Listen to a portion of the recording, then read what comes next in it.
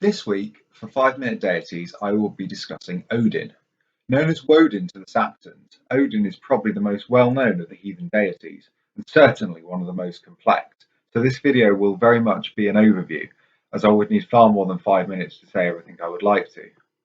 Although Odin is known as the All-Father, partly because of his role as the head of the pantheon, and partly because of his role in the creation of the universe and mankind, alongside his brothers Vili and Ve, it is very important to understand that he is not a father figure in the same way as the Christian god. Odin is interested in the big picture. He's not afraid to kill humans or do things which we might consider to be bad in order to achieve his ultimate goal. He's well known to have interactions with humans, but these interactions often do not end well for them. Odin will take what he needs from you, and if you're truly valuable to him, he will take your life so that you can serve his needs in the afterlife. For this reason, people should be very careful when trying to get Odin's attention and be prepared for what they might be getting themselves into. Odin is not a one-eyed, cuddly old man. He is far, far more complicated than that. The son of Bor, father of Thor, Balder, and Hod, and husband of Frigg, Odin is known to have many sexual partners, including the goddess Freya. In one Eddic story, when he has disguised himself as a ferryman and is arguing with his son Thor, he boasts of his sexual conquests, whilst Thor boasts of the giants he has slain. Odin is also the sworn blood brother of the mischievous Loki, and will not accept a drink unless one is offered to Loki too, as demonstrated in Lokasenna, where the other guests wish to eject Loki from the feast, and Odin overrules them and insists that he is given a seat. For this reason, if you wish for Odin to accept your offering, you should also offer to Loki. Some heathens find this concept difficult to understand, as they see Loki as a demonic, Satan-like figure, but this is of course a fallacy and shows a fundamental misunderstanding of Loki's role.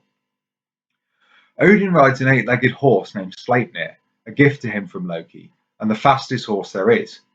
He has 2 wolves, Geri and Freki, who guard his hall Valhalla, where half the worthy battle-slain warriors train to fight alongside him at Ragnarok, the final battle. He also has 2 ravens, Hugin and Munin, whose names mean thought and memory, that fly around the 9 worlds and report back to Odin with news of everything they see. Odin himself is also known to wander the 9 worlds, often in disguise. Other items associated with Odin are his spear Gungnir and golden ring Draupnir, both gifts from dwarfs that were the result of one of Loki's schemes. He is also known by many names. Some of the more well-known are Bliflindi, which means shield shaker, Grimnir, meaning masked one, and Hrani, meaning blusterer, but there are many, many more, which describe different aspects of his character.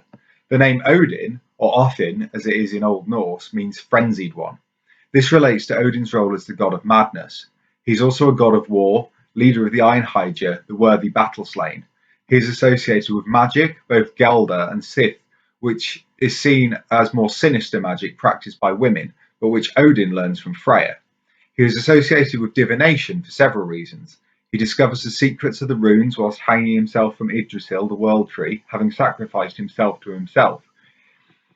He is also given a prophecy by a seeress in the poem Volspla, which predicts the demise of the gods. This is part of the All-Father's endless quest for knowledge. As well as hanging himself on Yggdrasil and visiting the dead seeress, Odin also sacrifices an eye that is thrown into Mimir's well so that he can see everything across the 9 worlds. This endless quest for knowledge is so important to Odin that he is prepared to sacrifice almost anything for it. Because of the knowledge he has gained, Odin knows that the gods of Asgard cannot win the Battle of Ragnarok, and yet he does everything he can to prepare for it anyway. He also looks beyond it, beyond his own death, to ensure a positive outcome for the 9 worlds, even after they are burnt in Surt's fire.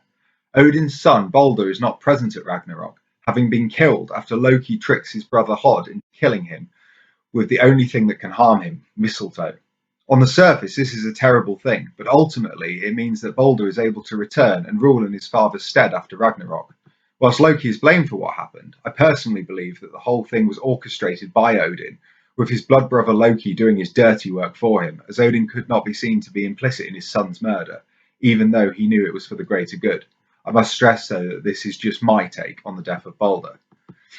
There are many places across northern Europe named for Odin, including Grimsby in northern England and Odinsburg in Sweden. The day of the week Wednesday is also named after him, and there is a vast array of literary and archaeological sources demonstrating his widespread worship. I'll barely scratch the surface here, but that's all that we have time for, so I will finish with a short prayer. Odin, Lord of War, leader of the Einherjar, master of Valhalla, we call to you. Wise one, whose Valkyries choose those who will fight alongside you at Ragnarok. You who know sacrifice and are not afraid to do that which may seem wrong in order to achieve the ultimate goal. We honour you. Hail, Odin.